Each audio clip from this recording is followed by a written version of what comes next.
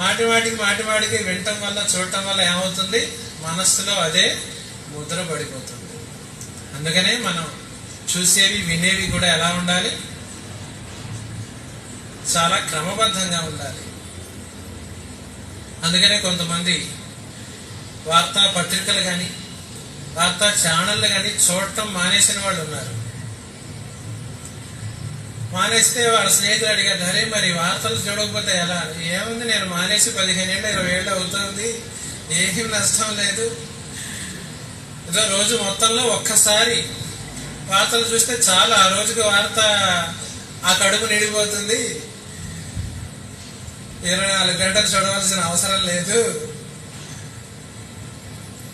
అంటే ఇది పెద్దవాళ్ళు చెప్పిందే.